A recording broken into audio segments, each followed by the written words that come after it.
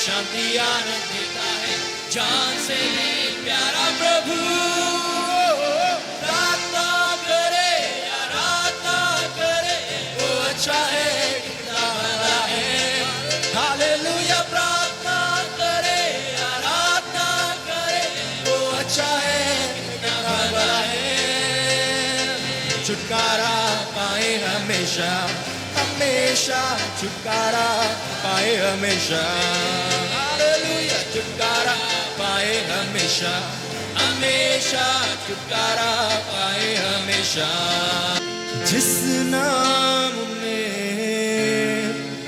है जिंदगी, वो नाम है यीशु मसीह। जिस नाम में है बंदगी, वो नाम है यीशु मसीह। यीशु नाम, सब मिलके हम तेरी आराधना करते हैं प्रभु यीशु नाम, क्योंकि तेरे नाम जय जयकार हो। की जय यीशु नाम, यीशु नाम। आमीन आमीन। सब मिलकर बोले आमीन। आप में से कितने लोग रेवरेंड कंचन प्रार्थना कर रहे थे, आत्मिक मन्ना के लिए तैयार है? अपने हाथों को दिखा तो दे। How many of you want to hear the word of God?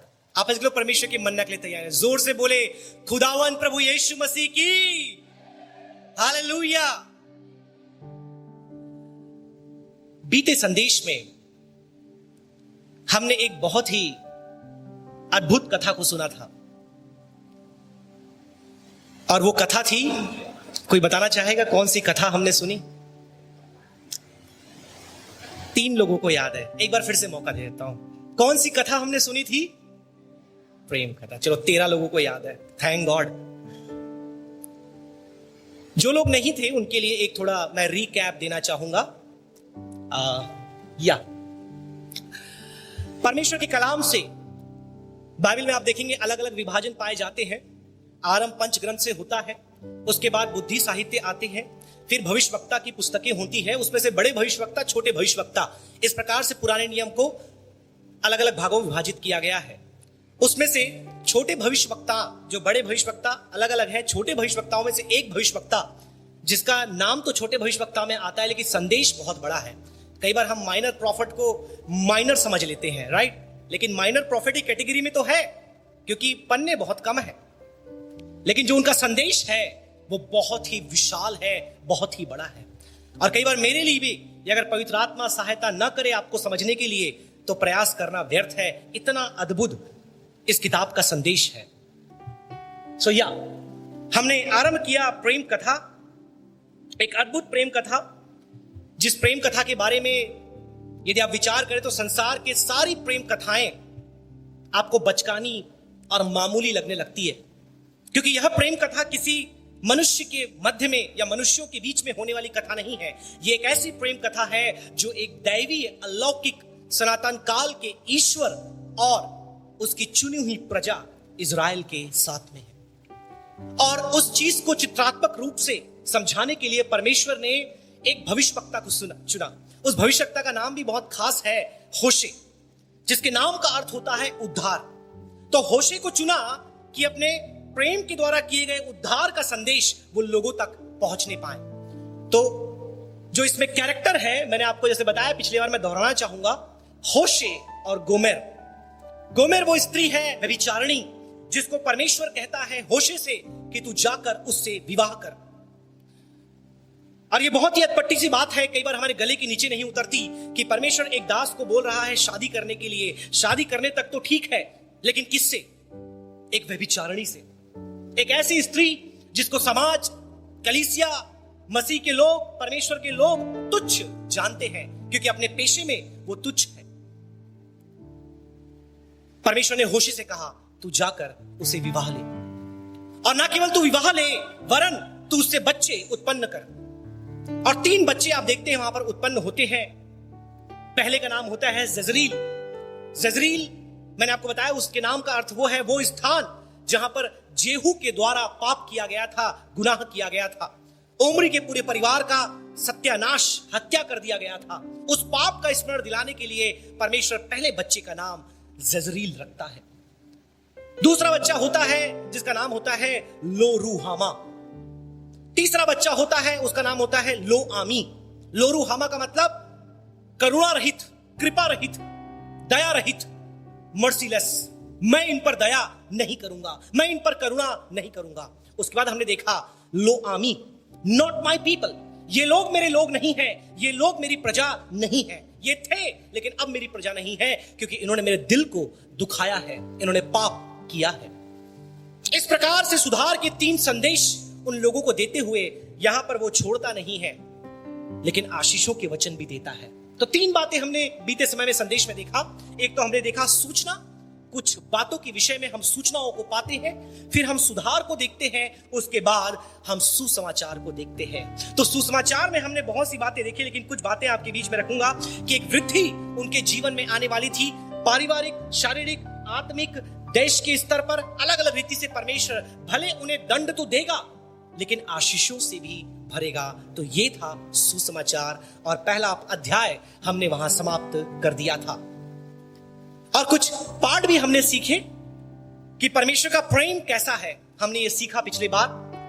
कम से कम 5 बातें हमने देखी कि परमेश्वर का प्रेम, पहली बात अलौकिक है, उसके बाद वो प्रेम धर्ममय है, उसके बाद वो प्रेम सुधार करने वाला है, उसके बाद वो प्रेम क्षमा करने वाला है, अंतिम बात वो प्रेम आशा देने वाला है। इन 5 बातों को सीख करके पहले अध्याय को हमने समाप्त किया। आज समय होगा हमारे पास कि उसके दूसरे अध्याय में हम आ जाएं। और जो दूसरा अध्याय है ये और भी दिलचस्प है, क्योंकि इस दूसरे अध्याय में आपको मालूम चलता है कि परमेश्वर किस रीति से अपने लोगों को पाप और प्रेम के बीच का अंतर समझाता है, बहुत ही खूबसूरती से। लेकिन इससे पहले कि दूसरे पार्ट में जाएं, मुझे एक सच्ची प्रेम कथा स्मरण आ रही है, जहन में आ रही है, मैं आपके बीच में रखना चाहूंगा। लगभग 1.5-2 साल पहले की बात है। एक प्रेमी युगल जो आपस में एक दूसरे से बेइंतहा मोहब्बत करते थे, उनके परिवार वाले तैयार नहीं थे और तैयार न होने के कारण दबाव देकर के दोनों का विवाह अलग अलग घर में करा दिया। लड़के का कहीं और जहां मां बाप चाहते थे और लड़की का कहीं और जहां उसके मां बाप चाहते थे। ध्यान से सुनिएगा, थोड़ा आपको नाट्य की तरह लगेगा, लेकिन यह वास्तविक घटना है। प्रयागराज में हुआ, यदि पता करना है तो आप पता कर सकते हैं। तो जब दोनों का अलग अलग जगह विवाह कर दिया, 2-3 साल बीत गए, लेकिन कई लोग की आदत होती है अतीत में जाकर के पाप के सागर से मछली पकड़ने की। तो पुराने जीवन में धत्कर्म क्रिया उसे याद करके वो फिर से फेसबुक के द्वारा दोनों का संपर्क हो जाता है, क्योंकि आजकल तो फेसबुक और इंस्टाग्राम में 15 साल पुराने दोस्त को भी पुनरुत्थित कर सकते हैं, है ना। और फेसबुक आपकी सहायता भी करता है। जैसे मान लो कभी मैं आपके गांव में आ गया तो आपके पास्टर के पास मेरा फ्रेंड रिक्वेस्ट फेसबुक दिखा देगा, क्योंकि जियोग्राफिकली ये दोनों एक ही जगह पे हैं। तो फेसबुक के प्रयासों से और आपके खोजबीन के अथः परिश्रम से पुराने लोग मिल जाते हैं। तो इन दोनों की मुलाकात हो गई 4-5 साल के बाद। दोनों के बच्चे हैं, परिवार है, सब है, लेकिन अब इनको पुराना प्यार याद आ गया। अब जबकि पुराना प्यार याद आ गया तो इंचू इंचू जैसे पासबान बोलते हैं होने लगा। अब क्या करें, एक काम करते हैं, भाग जाते हैं। तो दोनों फिर क्या किए, परिवार है, बच्चे हैं, सब छोड़ करके भगने की योजना बनाए। अब ध्यान से सुनिएगा, बहुत इंटरेस्टिंग है। अब जब ये भगने की योजना बनाए तो भग नहीं पा रहे, क्योंकि उनको उसको घर से निकलने का मौका नहीं मिल रहा है और ये अपने परिवार को छोड़कर बाहर निकल नहीं पा रहे। तो बोले क्या करें। बोले हम तो वैसी जिंदगी में परेशान हैं, एक काम करते हैं, इस जन्म में नहीं अगले जन्म में मिलेंगे, हम दोनों जाके मर जाते हैं। क्योंकि वो लोग जन्मों जन्मों पे विश्वास करने वाले थे, इस जन्म में नहीं तो अगले जन्म में, न तो और किसी जन्म में, इस ग्रह में नहीं तो मंगल ग्रह में। कई लोग वहां भी जाने की, चंद्रमा में जाने की योजना, कहीं ना कहीं तो मिलेंगे। एक काम करते अभी साथ में मर जाते हैं, क्योंकि कई प्रकार की अफवाहें भी है, साथ में मर गए तो साथ में पैदा हो जाओगे, दुनिया भर की चीजें। तो उन्होंने योजना बनाई कि आओ चलो हम अपने जीवन का क्या करें, अंत कर दें एक साथ। हाँ, वो इंपॉर्टेंट है, एक साथ। अब सुनिए, एक बहुत बड़ा ब्रिज है वहां पर, ये दोनों चढ़ गए उसके ऊपर कि भाई अब तो यहां से हम कूदेंगे, और यहां से कूदे तो मरना तो निश्चित है। तो दोनों भाई बड़े हिम्मत के साथ अपने परिवार, बच्चों को बड़े ही वफादारी के साथ घर में छोड़ते हुए एक साथ इस ब्रिज पर आकर के मिले। अब दोनों खड़े हैं। हाँ भाई, अब क्या करना है? आत्महत्या, मरना है। अब प्रयागराज की घटना है। अब जब खड़े हैं, ऐसा हाथ पकड़े दोनों एक दूसरे का, ये बोले हाथ छोड़ो, कूदते समय तो हाथ छोड़ दे। अब दोनों खड़े हैं ना, एकदम मरना तो है ही।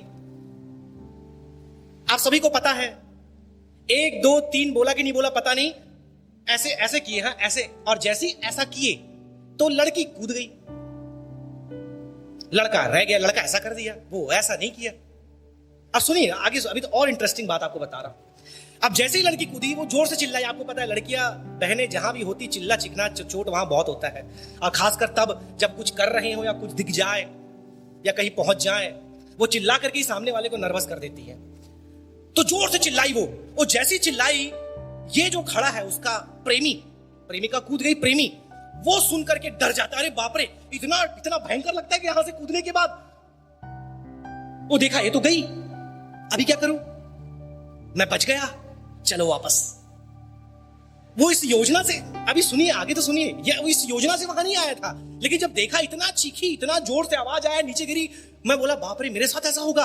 तो वो मौत को सामने देख करके वहीं उसका आत्महत्या का ख्याल जो होता है विचार, वो वहीं पानी में डूब गया। वो भाग करके नीचे आया और भगा, भैया चलो घर तो चलो, कम से कम बच गए, वो तो छूटी, जान छूटा, अब चलो घर चलते हैं अपन।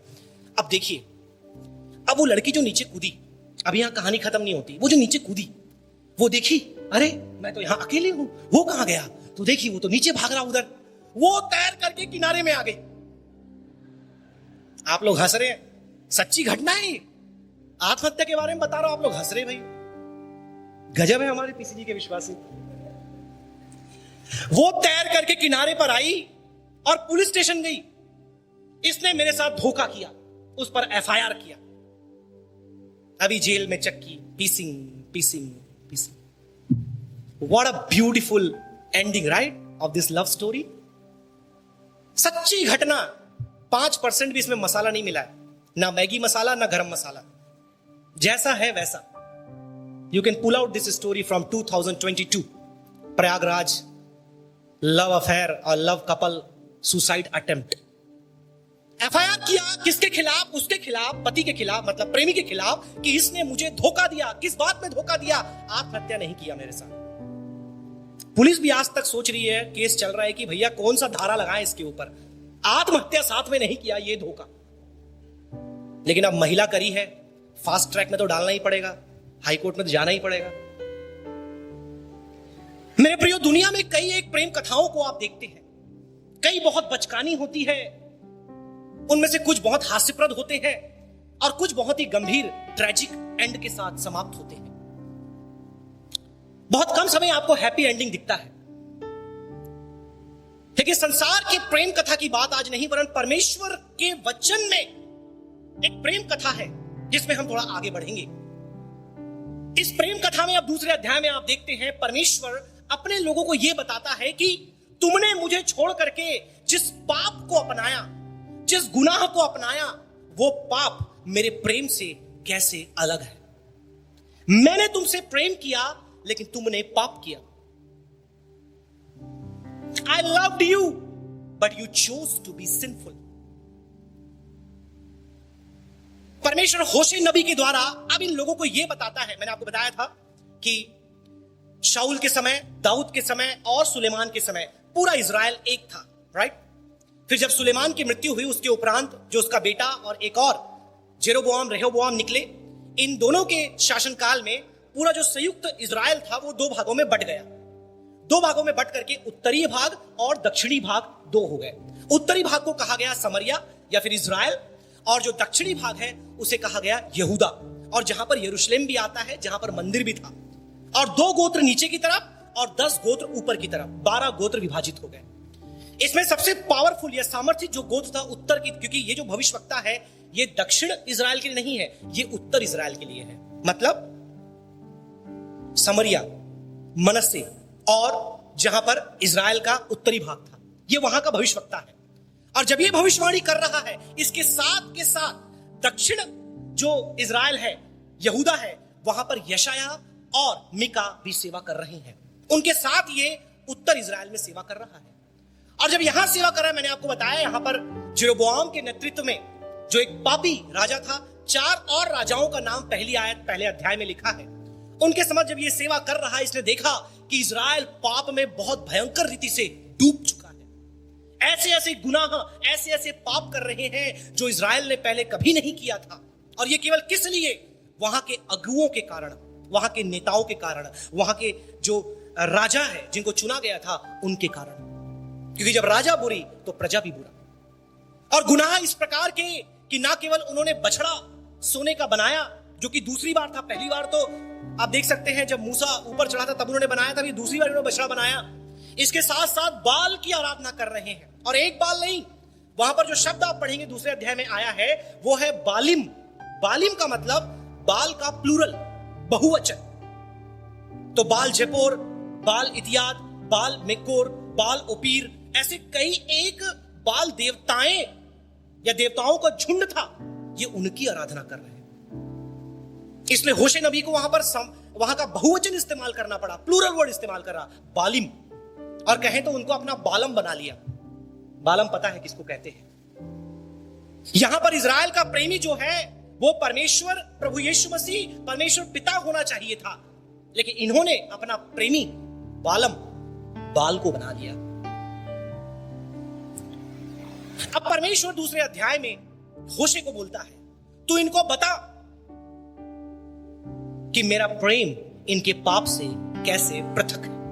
इनको तू बता, क्योंकि जब तक ये नहीं जानेंगे तब तक इनकी आंखें नहीं खुलेगी। इससे पहले कि न्याय के लिए वहां पर दूसरा देश इन पर आक्रमण करने के लिए खड़ा है, इनको मालूम तो चले इन पर क्यों अत्याचार होने वाला है, दंड आने वाला है। इनको बता तू। दूसरे अध्याय में आप देखते हैं आरंभ होता है, उसके दूसरे वचन को यदि आप पढ़ेंगे, यदि माइक्रोफोन यहां नीचे पहुंचा दिए, यदि नहीं तो पहुंचा दे, वहां पर आप देखते हैं दूसरे वचन में लिखा है, यहां पर परमेश्वर इजराइल से बात नहीं करता।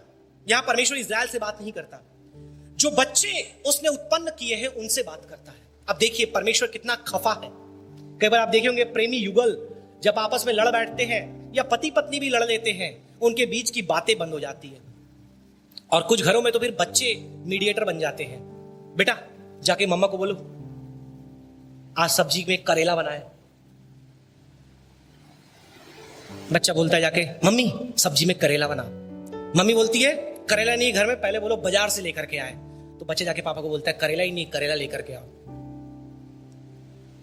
बात नहीं होता प्रेमी युगल के बीच में। बिल्कुल वही भाव आपको यहां दिखता है कि परमेश्वर अब इजराइल से बात नहीं कर रहा। पढ़िए दूसरे वचन में क्या लिखा है। हाँ, बच्चों को बोल रहा है कि अपनी, माइक चालू कर दो भाई। हाँ, अपनी माता से विवाद करो। अब देखिए कुछ हमारे कलीसिया के जवान हो सकता है इस वचन को शाब्दिक रूप से ले ले, अपनी माता से विवाद करो। भैया आपसे बात नहीं हो रही है ना, ये वचन पढ़ के अपने माँ बाप से लड़ना चालू मत कर देना। अपने वचन में लिखा है, पास्टर निखिल ने बताया, अपनी माता से विवाद करो। यहां पर परमेश्वर बोल रहा है जजरील से, लोरुहामा से और लोआमी से, जो 3 बच्चे हैं, उनसे बोल रहा है कि अब तुम जाकर के अपनी मां से बात करो और उन्हें बताओ कि उसकी स्थिति क्या है, उसने जो पाप किए हैं वो पाप क्या क्या है, और जो मैंने प्रेम किया है वो प्रेम क्या है, और उस प्रेम के द्वारा मैं क्या करने जा रहा हूं। यह बहुत ही दिलचस्प बात है जब इस बात को हम समझे कि हमारे जीवन में जब पाप आता है किस रीति से हमारे जीवन में वो कार्य करता है। मैं चाहूंगा उसके नेक्स्ट स्लाइड में आ जाएं। और यहां पर लगभग 4 बातें आप देखते हैं जो पाप के बारे में परमेश्वर हमें बताना चाहता है कि जब पाप हमारे जीवन में आता है, गुनाह हमारे जीवन में आता है, और भी कई बातें हो सकती है। बाइबल के आप अन्य भागों में जाओगे, पाप और भी बहुत कुछ करता है, लेकिन इस अध्याय में जो आज का मेरा शास्त्र भाग है, chapter 2 Hosea, there are 4 ways sin works in your life, and these are very very essential for us as a believer to understand. क्योंकि जब हम समझेंगे कि पाप कैसे हमारे जीवन में काम करता है, हमारा प्रयास यह होगा कि उस गुनाह, उस पाप से हम अपने जीवन में दूर रहें। मैंने आपको बताया कि जो मूर्ति पूजा का पाप था, जो जिसमें इजराइल संलिप्त था, वो बिल्कुल व्यभिचार के समान था, उस स्त्री गोमेर की तरह जिसने अपने पति होशे के विरुद्ध पाप किया। और परमेश्वर यह बताना चाहता है कि जैसे होशे को लगा कि उसकी पत्नी जब उसे छोड़ करके व्यभिचार के मार्ग पर चली गई, परमेश्वर पिता को कैसा लग रहा है उस पति को, जो इजराइल का प्रतीक के रूप में पति है, जब उसकी पत्नी जिसको उसने बुलाया, चुना, ठहराया, आज पाप के मार्ग में चली गई। तो 4 बातें मैं आपको बताऊंगा बड़े ही संक्षिप्त में, एक के बाद एक। आइए हम उन बातों को देखें। मैं चाहूंगा पहली बात पढ़िए उसके 3 वचन के पहले और दूसरे भाग। नहीं तो मैं उसके वस्त्र उतारकर उसको जन्म के दिन के समान नंगी कर दूंगा। अब आप देखिए, सबसे पहली बात, ये शब्द बहुत ही कठोर आपको सुनने में लग सकते हैं, बहुत ही ग्राफिक लैंग्वेज है, बहुत ही ओपन लैंग्वेज है, लेकिन आप समझिए इसके पीछे का दर्द जो परमेश्वर समझाना चाहता है। जब एक बच्चे का जन्म होता है तब वो बच्चा नग्न इस दुनिया में आता है, लेकिन जैसे उस बच्चे को बोध होता है कि नग्नता क्या होती है, वो वस्त्र को धारण करता है, अपने अंगों को ढांपता है। उसे मालूम चलता है कि ये जो शरीर है, ये जो अंग है, देह है, यह ढांपने के लिए है, यह छिपाने के लिए है।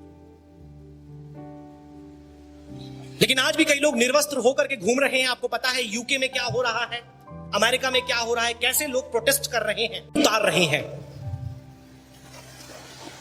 ये कपड़े को उतारना, नग्न होना अपने आप में अपमान का प्रतीक है। अब परमेश्वर कहता है कि जबकि तुमने पाप किया है, तुम्हारे जीवन में वो पाप, परमेश्वर नहीं, याद रखिए, वो पाप अपमान को लेकर के आएगा, अनादर को लेकर के आएगा, एक disrespect, dishonour you will experience in your life if you have sinned। और आज बहुत बड़ी आवश्यकता है कि मसीह कलीसिया, कल रेवरेंड डेविड इस बात को कह रहे थे कि आज कलीसिया दिन प्रतिदिन नीचे स्तर में जा रही है, निचले स्तर में जा रही है, नैतिकता में, पाप में, धर्महीनता में, परमेश्वर से दूर होते जा रहे हैं। बुराइयां, तमाम प्रकार के अलग अलग नए नए पाप आज कलीसिया के अंदर आते जा रहे हैं। आपको लग रहा होगा ये होशे का संदेश हमें क्यों दे रहे हो? परमेश्वर के दासगण जब किसी बात को कहते हैं तो वो अनुभव के साथ कहते हैं, उन्होंने देखा है। एक तरफ कलीसिया का विस्तार हो रहा है, एक तरफ परमेश्वर से लोग दूर होते जा रहे हैं, आगे के पीछे और पीछे के आगे। इन बातों के बीच में एक बात जो लोगों को परमेश्वर से दूर कर रही है, वो है पापमय जीवन। होशे, परमेश्वर अपने लोगों को यही बताना चाह रहे हैं कि तुम्हारी जिंदगी में पाप है, इसलिए तुम्हारे जीवन में वो पाप अनादर और अपमान को लेकर आता है। तुम्हें शर्मिंदा होना पड़ता है, कई बार परमेश्वर के सामने, कई बार लोगों के सामने, कई बार अपने अगुवे के सामने, और कई बार कलीसिया के सामने। यदि अपनी अतीत के जीवन को याद करें, कई बार यदि हमसे भी गुनाह और पाप और बुराई हुई है तो हमने उस अपमान का अनुभव किया है,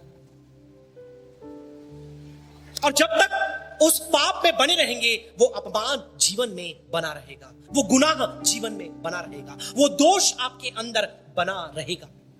इसलिए पहले यूहन्ना में लिखा है कि जो लोग अंगीकार अपने गुनाह को कर देते हैं, परमेश्वर विश्वास योग्य है कि उन्हें क्षमा प्रदान करे। परवाह नहीं पड़ता कि अपने जीवन में आपने कौन से पाप, कौन से गुनाह किए हैं। यदि आपके जीवन में वो दोष और अपमान का एहसास है, आज आप परमेश्वर के सानिध्य में आकर के पश्चाताप करें, अपना जीवन उसको समर्पित करें, वो आपको आपके अपमान से स्वतंत्र करेगा। परमेश्वर कहता है कि मैं तुझे उस नए जन्मे हुए बच्चे के समान नग्न कर दूंगा। ये होने वाला है, अभी हुआ नहीं है, क्योंकि अभी एक देश असीरिया इंतजार कर रहा है। सल्मा नेसर उस राजा का नाम है, अभी वो आने वाला है। अभी जब ये भविष्यवाणी कर रहा है तब 750 साल पहले, माफ करें 725 साल पहले प्रभु यीशु मसीह के, 725 से 730 ईसा पूर्व यह भविष्यवाणी चल रही है। और आने वाले 20 साल के अंदर एक दूसरा देश इजराइल पर चढ़ाई करने वाला है, और सबसे प्रतापी, सबसे बाहुबली जो गोत्र है, जिसका नाम मनस्से है, जो सबसे ज्यादा पापी भी है, उस पर चढ़ाई करके उसे वो नग्न कर देगा। लेकिन ये परमेश्वर के कारण नहीं होगा, ये उनके खुद के पाप के कारण होगा। बहुत से लोग आज भी अपमान का जीवन जी रहे हैं, निंदा का जीवन जी रहे हैं, बुराई का जीवन जी रहे हैं, क्योंकि जीवन में पाप है, अपमान है। ना केवल पाप आपके जीवन में अपमान को लेकर के आता है, लेकिन यदि आप आगे बढ़ें, आइए उसके दूसरे स्लाइड में हम जाएं। दूसरी बात, वो आपके जीवन में कहीं ना कहीं डेसोलेशन को लेकर के आता है। सिन causes desolation in your life। पढ़िए उसके तीसरी आयत के ही सी पार्ट को, तीसरे भाग को। और उसको मरुस्थल के समान उसको मरुस्थल के समान मरुभूमि सरीखे बनाऊंगा। दूसरी बात जो पाप आपके जीवन में लाता है, पहली बात मैंने कहा अपमान, दूसरी बात वो आपके जीवन में अकेलापन लेकर आता है, आपके जीवन में एक उजाड़ को लेकर के आता है, आपके जीवन में एक निराशा को लेकर के आता है। हॉलिंग हो रहा है, थोड़ा हमिंग कम करें। कहीं ना कहीं आपके जीवन में पाप, डेसोलेशन। अब डेसोलेशन वर्ड को यदि आप समझने का प्रयास करें, हिंदी में बहुत अच्छा वर्ड आया है, मरुभूमि। एक ऐसा स्थान जहां कोई जन नहीं, निर्जन, खाली, बियाबान, जहां सब कुछ उजड़ गया है। मैं तुझे बिल्कुल वैसे ही बना दूंगा। जब पाप आपके जीवन में होता है मेरे प्रियो, आप अकेले हो जाते हैं। जब बुराई आपके जीवन में होती है, आप पूर्णतः अपने आप में अकेलेपन का एहसास करते हैं, और वो इसलिए होता है कि पाप आपको सबसे अलग कर देता है। किसी विश्वासी के साथ, किसी पासबान के साथ, कलीसिया के साथ आपकी संगति नहीं होती, आपका मेल मिलाप नहीं होता। पाप आपको सबसे अलग करके अपने आप में ही फंसा करके रखता है, और जब आपको कोई बताने का प्रयास करता है, आप उससे बचते हैं, उससे मुंह छिपाते हैं।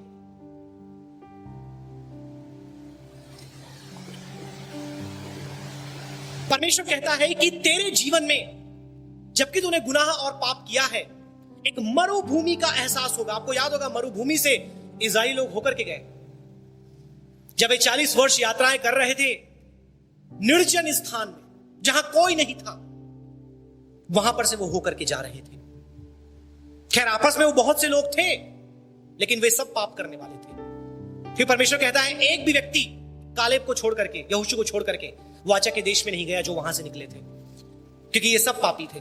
तो पापी का दोस्त केवल पापी होता है, गुनहगार का दोस्त केवल गुनहगार होता है, अंधकार का काम करने वाले का दोस्त भी अंधकार के काम करने वाला ही होता है।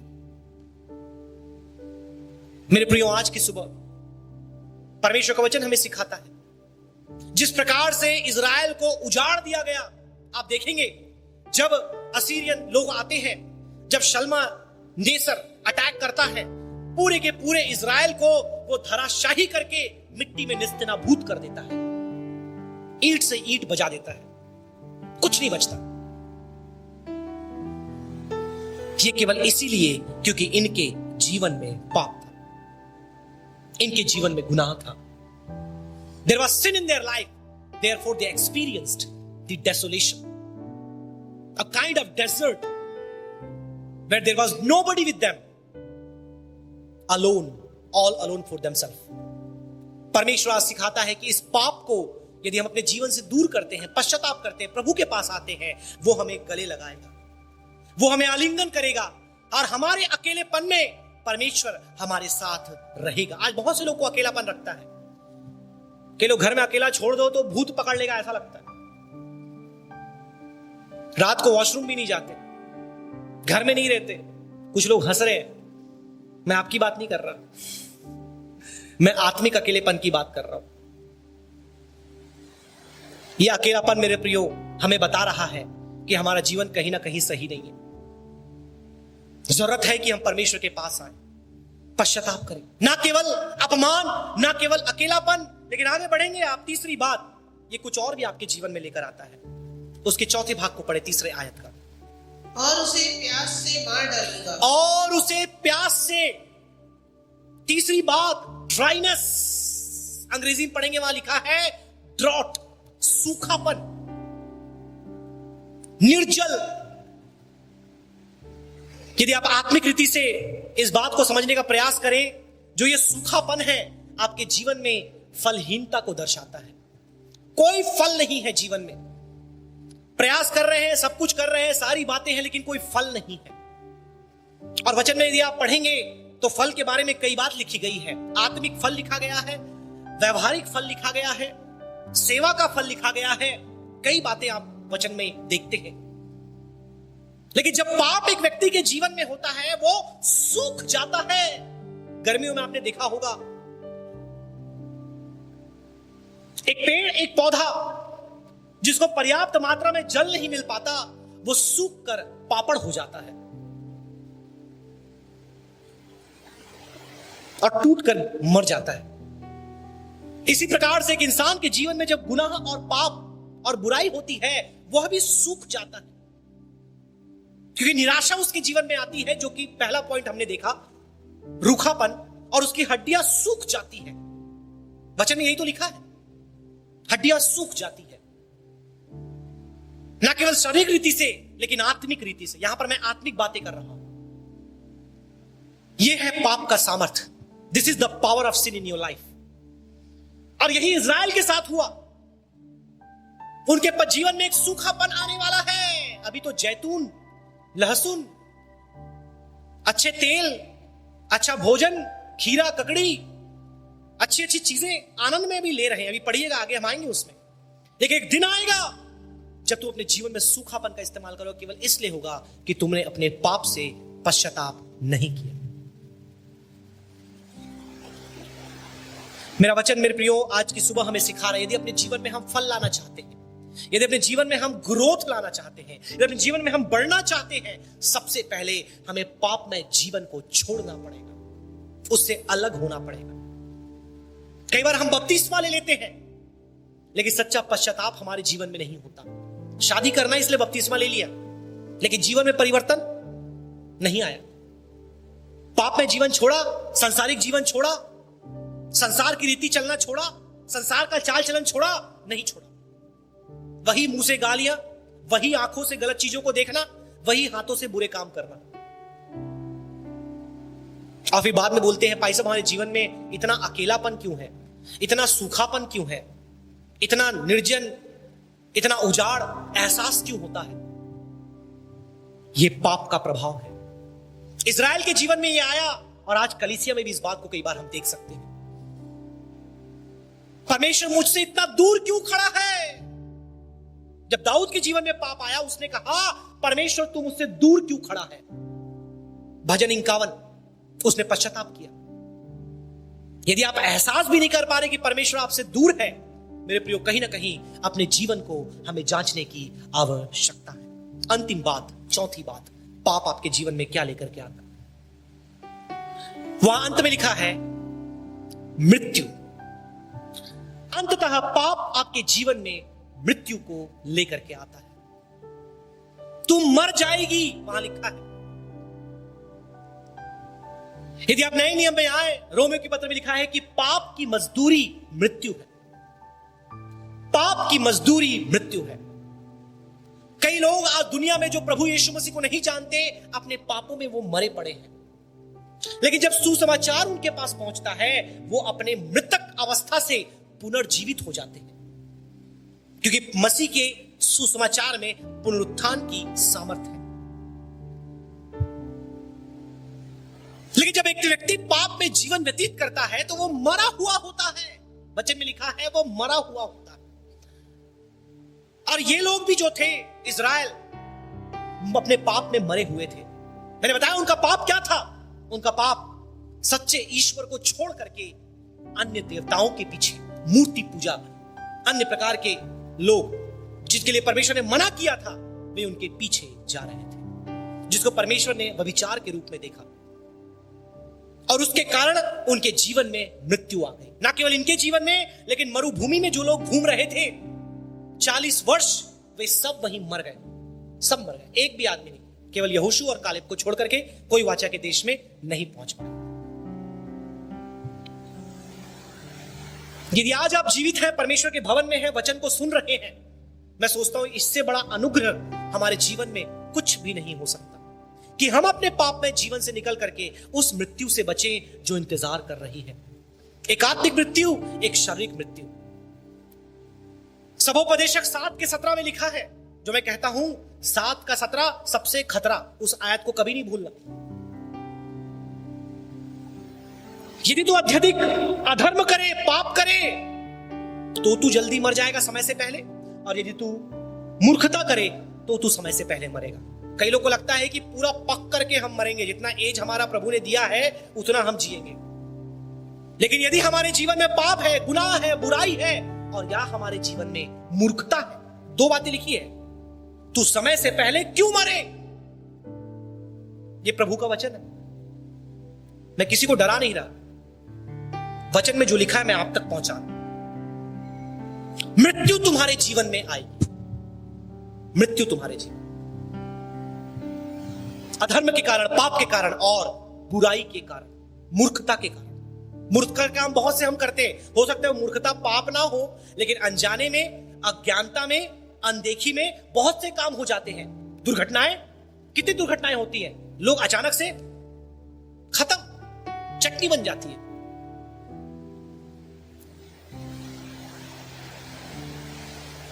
मूर्खता, मृत्यु, पाप, मृत्यु। इसलिए 7:17 कभी नहीं भूलना, क्योंकि वो खतरा है। एक आयत तो याद करके जाइए आप यहां से। मेरे प्रियो, परमेश्वर का वचन हमें सिखाता है कि हम उस मृत्यु से, ये सब मर गए। मैं आपको बताना चाहूंगा, जब असीरिया ने अटैक किया, इनमें से अधिकतर लोग, इनके राजाओं के साथ इनके सेनापति, इनके अधिकारी, सबको मौत की घाट उतार दिया जो पाप करवाने वाले थे। और कई देशवासी भी मर गए, और जो बच गए वो गुलाम बन गए, तो उनके बच्चे वापस आए। मेरे प्रियो, ये पाप के काम है, परमेश्वर के काम नहीं, ये पाप का काम है। पाप हमारे जीवन में इन बातों को लेकर के आता है। लेकिन धन्यवाद हो परमेश्वर का, इन नकारात्मक बातों के द्वारा वचन यहां समाप्त नहीं होता, लेकिन परमेश्वर इसके आगे बढ़ता है। इसके आगे बढ़ करके वो हमें बताता है कि किस प्रकार से परमेश्वर का प्रेम हमारे जीवन में काम करता है। और कोई मामूली प्रेम नहीं है, संसार के प्रेम की तरह कि मैं तेरे चांद तारे तोड़ लाऊंगा, मैं तेरे लिए पानी में कूद के मर जाऊंगा, तू नहीं मिली तो मैं नहीं जीऊंगा। और जहां चिल्लाई कूदी वहां डर के भाग जाता है, और भाग भी जाती है, हमेशा भाग जाता नहीं, भाग जाती भी है। आपको लगता होगा मेरे लड़के ही धोखा देते हैं। मेरे प्रियो, ये संसार के प्रेम के समान नहीं है, ये वाचाबद्ध प्रेम। और इस वाचाबद्ध प्रेम आपके जीवन में क्या करता है, 5 बातें कम से कम, माफ करें, हाँ, 5 बातें कम से कम परमेश्वर का वचन आज आपके बीच में रखना चाहता है। मैं आग्रह करूंगा, कृपया कर उसके अगले स्लाइड में आप आ जाएं। और ये 5 बातें हैं जो परमेश्वर का प्रेम आपके जीवन में करता है। एक एक करके हम इसे देखेंगे और समझेंगे कि आज परमेश्वर आपके जीवन में क्या करना चाहता है, आपको कैसे वो बढ़ाना चाहता है, आपको वो कैसे आशीषित करना चाहता है, यदि आप पाप से अपने जीवन को अलग कर लें। पढ़िए उसके इसलिए देखो, 6वें वचन को। इसलिए देखो, अब देखो, सारी बातें जो गुनाह, पाप, बुराई तुमने की, तुम्हारे जीवन में जो कुछ हुआ, मैं वो तुमको वैसे ही नहीं छोड़ूंगा, लेकिन अब मैं कुछ करूंगा। जी, इसलिए देखो, हाँ, मैं उसके मार्ग को कांटों से घेरूंगा और ऐसा बाड़ा खड़ा करूंगा कि वह राह ना पा सके। अब देखिए, सबसे पहली बात, मैं उनके मार्ग में क्या खड़ा करूंगा? कांटा। अंग्रेजी में आप पढ़ेंगे तो वहां पर आया है that I will derail them। derail यदि आप समझने का प्रयास करें, जब ट्रेन दुर्घटना होती है हमारे देश में या कहीं पर भी, वहां पर न्यूज में आप पढ़ेंगे ट्रेन derailed, मतलब पटरी से क्या हुई, उतर गई, या उस दिशा में चली गई जिस दिशा में उस ट्रेन को नहीं जाना था। यदि इसका सही मैं अनुवाद करूं तो उसका अनुवाद होगा पथ भ्रष्ट। मतलब आप जिस मार्ग में जा रहे हैं उस मार्ग से आपको मोड़ देगा। आप मुझे बताइए, इज़राइल किस मार्ग में जा रहा था? अच्छे मार्ग में जा रहा था, धर्म के मार्ग में चल रहा था, परमेश्वर के मार्गों में चल रहा था। इज़राइल किन मार्गों में जा रहा था? पाप। अब जबकि परमेश्वर उनसे इतना प्रेम करता है, उन्हें मारने के पहले कहता है कि मैं तुम्हें क्या करूंगा, तुम्हारे रास्ते में कांटे लगा दूंगा ताकि तुम उन रास्तों में ना जा पाओ। किन रास्तों में? उन बुराइयों के रास्तों में।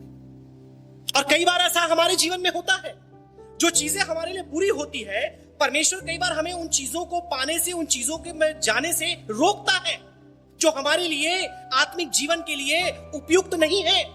कई बार आपको लगता होगा कि मेरे जीवन में रुकावट क्यों आई, मैं आज ये क्यों नहीं कर पाया, मुझे आज वो क्यों नहीं मिल पाया, मैंने ये काम चालू किया वो सफल क्यों नहीं हुआ, मैं यहां जा रहा था मेरा दुर्घटना क्यों हो गया, मेरे को वहां जाना था मेरी ट्रेन क्यों छूट गई। बाद में वही ट्रेन की दुर्घटना हो जाती है। कई बार आप जो करना चाहते हैं परमेश्वर आपको उससे भटका देता है।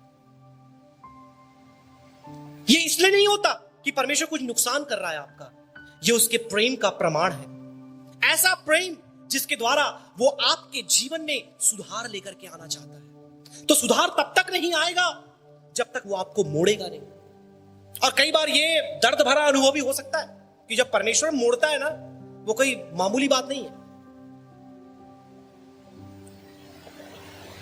वो पथ भ्रष्ट कर देता है हमारे, क्योंकि हमारा पथ ही गलत होता है। उसका उद्देश्य है कि वह अपने मार्गों में, जैसे भजनकार कहता है 119 उसके 71 में, कि अच्छा हुआ मेरे ऊपर दंड आई, अच्छा हुआ कि मैं मुश्किल में पड़ा, अच्छा हुआ कि मैं तकलीफ में गया, क्योंकि उसके द्वारा मैं तेरी चितौनियों को सीखना जान लिया। अगर मैं नहीं भटकता, ठोकर नहीं खाता, कांटे मेरे रास्तों में नहीं आते, इसलिए कई बार उन गानों को हम गाते हैं, राहों में कहा परमेश्वर की इच्छा के गलत था, मैं कहां हारा हुआ था। और एहसास करके उसका प्रेम हमें वापस अपने पास लेकर आता है। पढ़िए उसके 8वें वचन को। वह ये नहीं जानती थी कि अन्न, नया दाख, मधु और तेल मैं ही उसे देता। अब ध्यान से सुनिए, तीसरा पॉइंट मैं आपको बता रहा हूं। यहां पर कुछ बहुमूल्य भोज पदार्थों के और औषधियों के नाम दिए गए हैं। ध्यान से सुनिएगा, पढ़ते जाइए सिस्टर फिर से। वह ये नहीं जानती थी कि अन्न, नया दाख, मधु और तेल मैं ही उसे देता था। नया अन्न, दाख, मधु, तेल मैं उसे देता था। किसको देता था परमेश्वर? इज़राइल को। और बड़ा आनंद उठाया उन्होंने मरुभूमि में मन्ना का, और पता नहीं क्या कुछ दिया होगा उस मन्ना के अंदर, हम तो केवल कल्पना ही कर सकते हैं, क्योंकि मन्ना का मतलब ही है व्हाट इज दिस, ये क्या है, मन्ना क्या है, क्या है। ये सब वहां खाए, फिर वहां से वाचा के देश में आए। वाचा का देश कैसा था आपको पता है, जहां पर दूध और दाखमधु की नदियां बहती थी। और एक आपको कल्पना के लिए एक दृश्य आपको मैं दे दूं,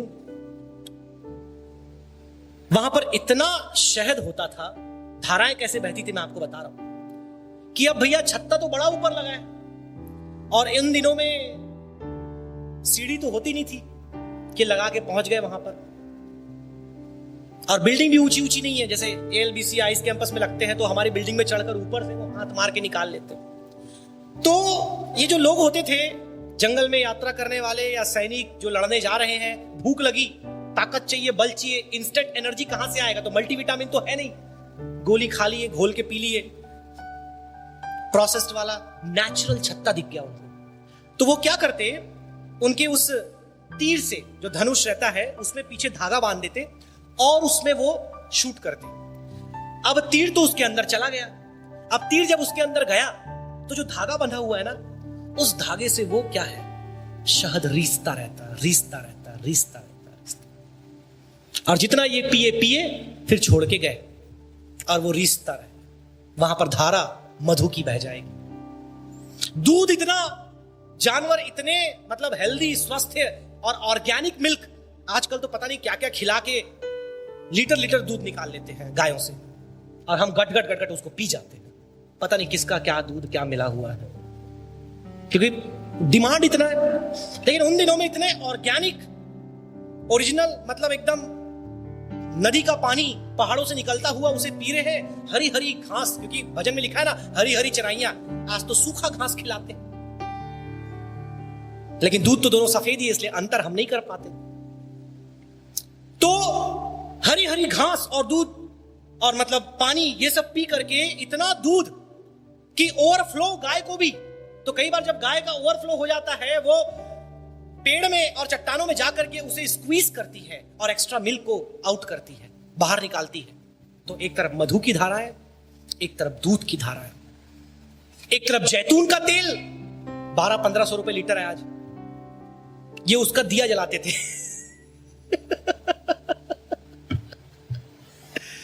कितना आशीषित परमेश्वर ने इन लोगों को रखा, कितनी बरकतें। हाँ, पढ़ते जाइए उसमें आगे। और उसके लिए वे चांदी सोना, फिर चांदी सोना जिसको वे बाल देवता के काम में ले आते हैं, हाँ, मैं ही बढ़ाता था। जो कुछ परमेश्वर ने आशीष के रूप में दिया, उसको उन्होंने पाप के लिए अनुवाद कर दिया, उसका ट्रांसलेशन कर दिया। ब्लेसिंग्स बीइंग ट्रांसलेटेड फॉर बाल। सारा चढ़ावा जो परमेश्वर ने आशीष में दिया, वो जाके चढ़ा रहे हैं। सारी चीजें जो परमेश्वर ने उनको दी, धन संपत्ति, उसका कुछ और बना करके वो चढ़ा रहे हैं कहीं। कई बार ऐसा हमारे जीवन में होता है, भौतिक आशीषें प्रभु हमको देता है, हम उसका इस्तेमाल पाप के लिए, बुराई के लिए, गलत काम के लिए करते हैं। भौतिकवाद का सबसे बड़ा खामियाजा यही है कि जो लोग आशीषित होते हैं वो परमेश्वर को ही भूल जाते हैं। यही इजराइलियों के साथ हुआ। इतनी बरकतें, इतनी आशीषें परमेश्वर ने उनको दी क्योंकि वो वाचा बांधा था, उसने प्रतिज्ञा की थी। लेकिन वो प्रतिज्ञा का फायदा उठा करके इन लोगों ने आशीषों को पाप में कन्वर्ट कर दिया। कितने दुख की बात है। और जो परमेश्वर कहता है, ये सब तुमको मैंने दिया था, ये तुमको उन लोग नहीं दिए हैं, बल्कि वो लूटने के लिए आएंगे तुम्हारे पास। और जब पाप व्यक्ति के जीवन में आता है, वो सब लुटा देता है, सारी बुराइयां उसके जीवन में आ जाती है और इन सारी आशीषों को वो खो देता है। तो अपने प्रेम के द्वारा कई बार वो आपसे कुछ चीजों को ले लेता है। Hello, praise the Lord, praise the Lord. कई बार अपने प्रेम के कारण ही डिलीट पता है आपको, कंप्यूटर चलाते हैं, मोबाइल चलाते हैं, जब कोई चीज पसंद नहीं, हम उसको क्या करते हैं, डिलीट कर देते हैं। खासकर जब स्टोरेज फुल होने लगता है तो हम जाते हैं, अरे व्हाट्सएप में कितना कचरा आया, डिलीट करो थोड़ा। मेरी वाइफ के पास बहुत सारा आता है, तो कई बार वो करती नहीं है, फोन फुल हो जाता है, बोले नया फोन लेना है। मैं बोला लाओ मुझे दो। थोड़ा आधा पौन घंटा उसमें खपा करके हम उसको नए जैसा कर देते हैं। फिर से थोड़ा स्पीड चलने लगता है। मैं बोला ये इसलिए नहीं हुआ कि फोन पुराना है, ये इसलिए हुआ कि इसका टेटवा भर गया है, मतलब पूरा गटागट हो गया है, तो हम डिलीट कर देते हैं। वैसे ही इनके जीवन में ये जो आशीषें है ना, इतनी ओवरफ्लो हो गई थी, पर गॉड डिलीट्स, परमेश्वर मिटा देता है आशीषों को, बरकतों को, और वो अर्श से फर्श पर पहुंच जाते। परमेश्वर ने ही फर्श से अर्श पर उन्हें पहुंचाया था। Beauty from the ashes. और उस पाप के कारण कई बार वो नीचे आ जाते हैं। लेकिन मैं कहूंगा ये भी परमेश्वर का प्रेम है। प्राण तो नहीं लिया, आपको फर्श पर लाया ना, ताकि आप देखो कि क्या गलती थी। ये भी परमेश्वर का प्रेम है। परमेश्वर का कोप है मृत्यु, लेकिन परमेश्वर का प्रेम है चेतावनी, अनुशासन। 12 अध्याय पढ़ेंगे आप, इब्रानी की पत्री में लिखा है कि जैसे एक पिता अपने बच्चे को ताड़ना देता है, उसे मारता है, उसमें सुधार लाना चाहता है, वैसे ही परमेश्वर पिता आपके जीवन में कई बार आपको पथभ्रष्ट कर देता है, कई बार आपके जीवन में कुछ बातों को मिटा देता है, कई बार आपके जीवन में एक प्रकार की ऐसी अवस्था आ जाती है, आपको लगता है कोई नहीं है मेरा। लेकिन याद रखें, वो परमेश्वर की ओर से आपके लिए अपने प्रेम का प्रकटीकरण है, क्योंकि उसने पहले कई बार आपको समझाया, कई बार परमेश्वर के दासों ने, परमेश्वर के लोगों ने, भविष्यवक्ताओं ने आप तक वचन पहुंचाया, आप नहीं माने। अंत में वो इस रास्ते को चुनता है, आपको पराजित करता है, आपको पथभ्रष्ट करता है, आपकी जिंदगी से कुछ आशीषों को, कुछ बातों को वो डिलीट कर देता है, हटा देता है। नेक्स्ट, ये बहुत खूबसूरत है क्योंकि परमेश्वर का वाचाबद्ध प्रेम है। उस आयत को वहीं से पढ़िएगा आप जहां से आपने खत्म किया पिछली बार। इस कारण हाँ, मैं अन्न की ऋतु में अपने अन्न को और नए दाखमधु के होने के समय में अपने नए दाखमधु को हर लूंगा, और अपना ऊन और सन भी जिनसे वह अपना तन ढांपती है मैं छीन लूंगा। देखिए क्या क्या परमेश्वर ने छीन लिया। ना अन्न हुआ, ना तेल हुआ, ना वस्त्र हुआ, मैं सब छीन लूंगा। Delete. God is going to delete some of the blessings that these people were enjoying. You know why? Next thing is so beautiful. There is a purpose why God is deleting. पढ़िए आगे, continue करिए। अब मैं उसके यारों के सामने उसके तन को उभारूंगा। उसके यारों के सामने, ये वही लोग हैं जो पाप में उसे लेकर गए। और मेरे हाथ से कोई उसे छुड़ा ना सकेगा। हाँ, मैं उसके पर्व, नए चांद और विश्राम दिन आदि सब नियत समों के उत्सवों का अंत कर दूंगा। बताइए, ऐसे ऐसे पर्व वो मनाने लगी थी जिसका संबंध परमेश्वर के साथ है ही नहीं। कौन कौन से पर्व? नया चांद, और कौन सा पर्व है? विश्राम दिन। विश्राम दिन, और बताइए? नियत समूह के उत्सव। नियत समूह के उत्सव। ये सब उनके जीवन से, मतलब ये सारी बातें एक आनंद, उल्लास और गैदरिंग को रिप्रेजेंट करते हैं। मैं वो सब उनके जीवन से हटा दूंगा, डिलीट कर दूंगा। आगे, मैं उसकी दाखलताओं हाँ। और अंजीर के वृक्षों को, दाखलताएं और अंजीर के वृक्षों को, जो ये सबसे आम पेय पदार्थ था उन दिनों का, दाखरस, तरोताजा है ना, कुछ खुश ना हो जाए, ये तरोताजा दाख का रस, बढ़िया अंगूर का, मस्त, उसमें दाख ही नहीं लगेंगे दाखलताओं में। और उसके बाद अंजीर, जो फिग है, आज तो सूखे सूखे यहां इंडिया में आते हैं, कभी कभी सिस्टर आती है तो वो लेकर के आती है असली अंजीर, उस भी पेड़ में वो उगेगा नहीं, तो सूख करके आपके पास पहुंचेगा भी नहीं, क्योंकि मैं सब डिलीट करने वाला हूं। पढ़ते जाइए। जिनके विषय वह कहती हाँ। है कि यह मेरे छिनाले की प्राप्ति है, हाँ, जिसे मेरे यारों ने मुझे दी है। मतलब वो कह रही है कि ये सारी आशीषें मुझे किनसे मिली है? मेरे यारों से।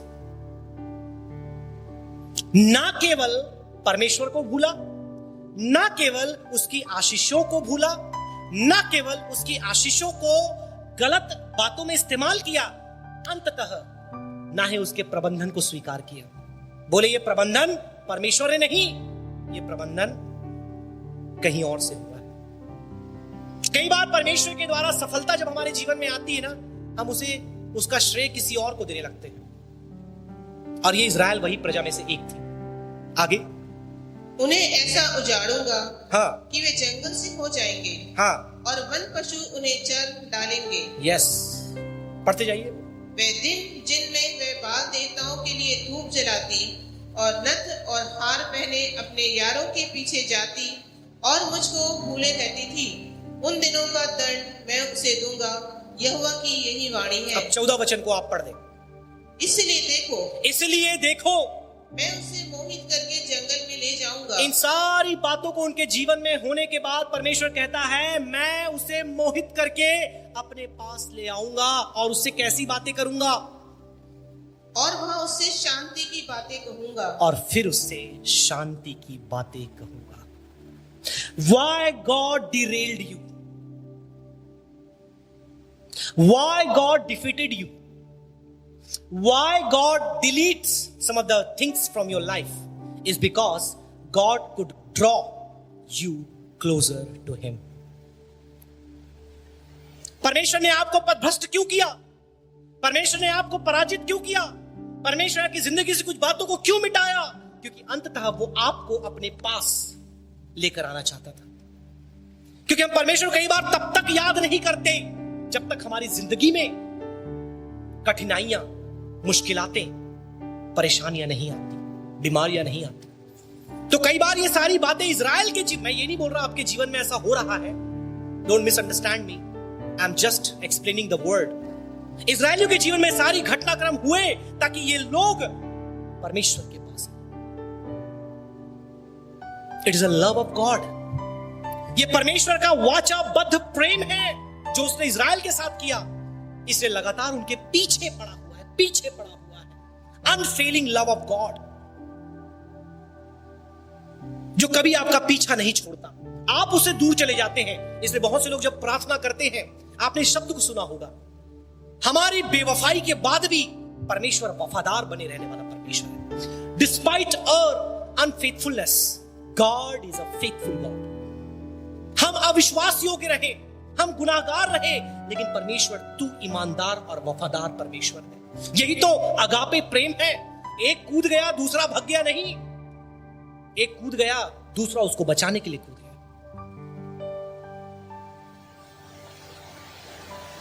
I will draw you closer to me।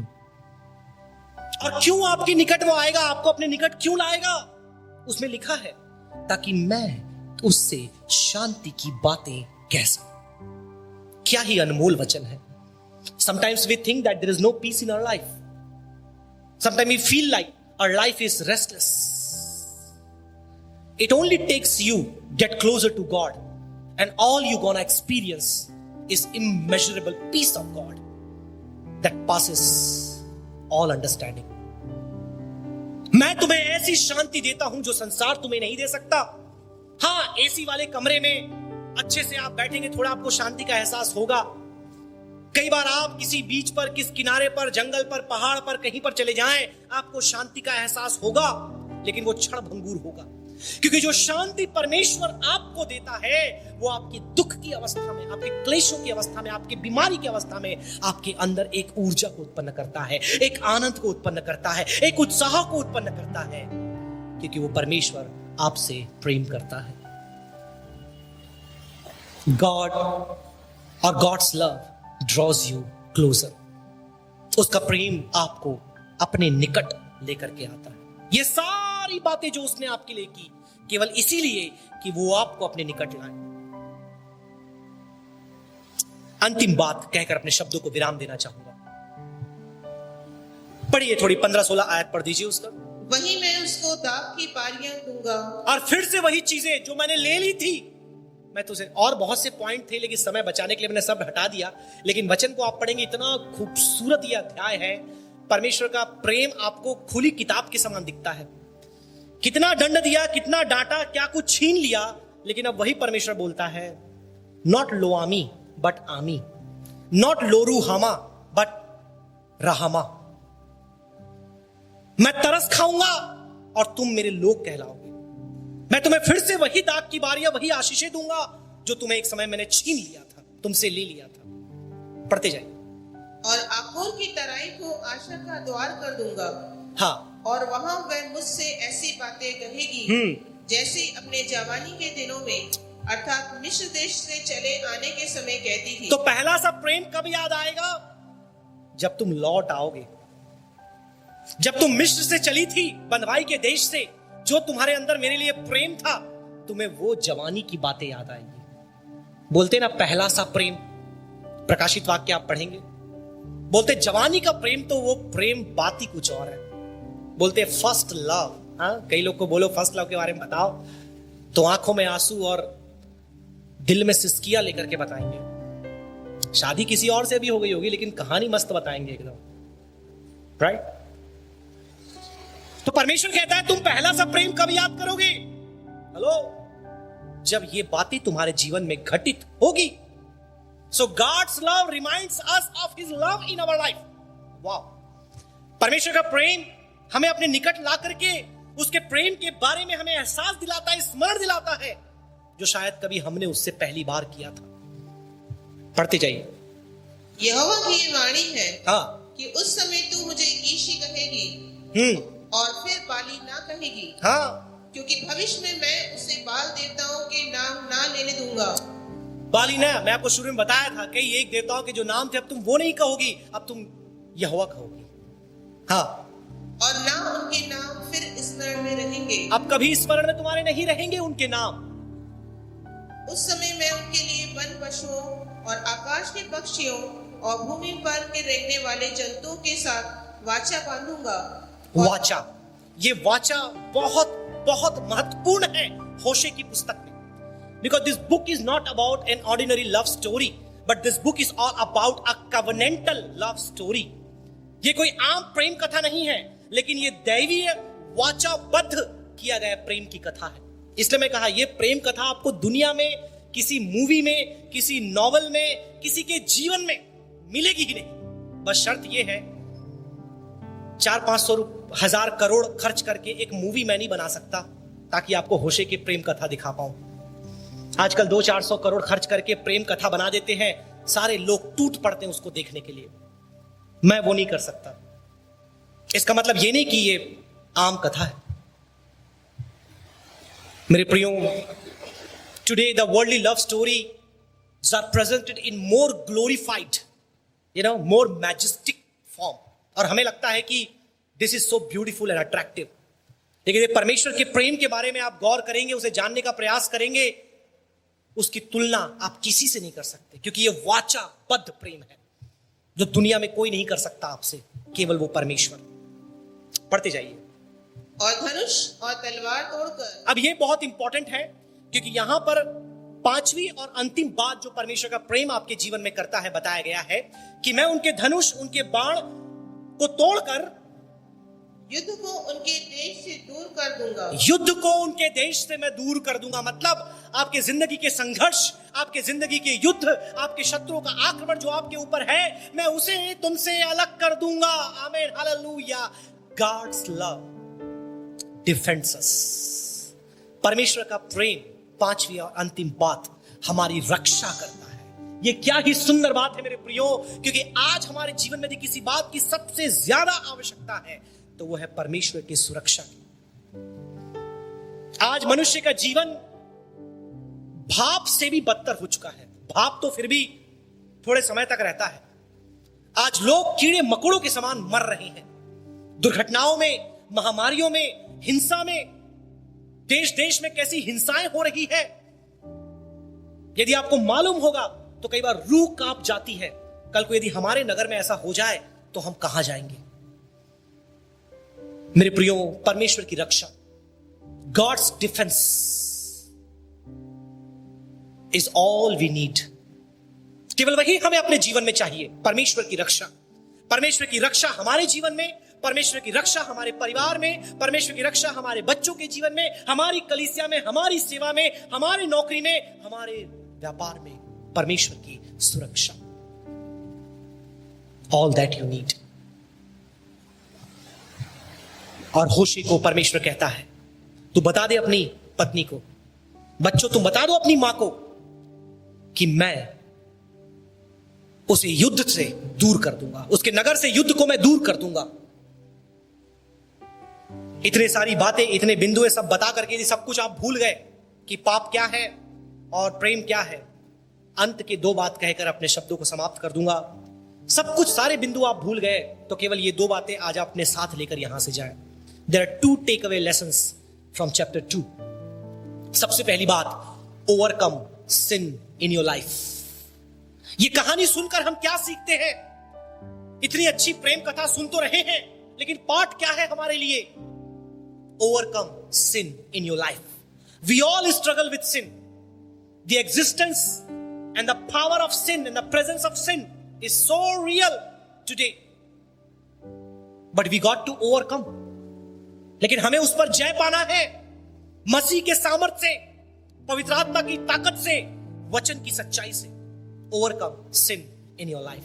Second, overflow with love. परमेश्वर के प्रेम को अपने जीवन में आने दे, उससे सराबोर हो जाए, उससे लबालब हो जाए और वो आपके जीवन से उमड़ने लगे। Not just overcome sin but overflow with the love.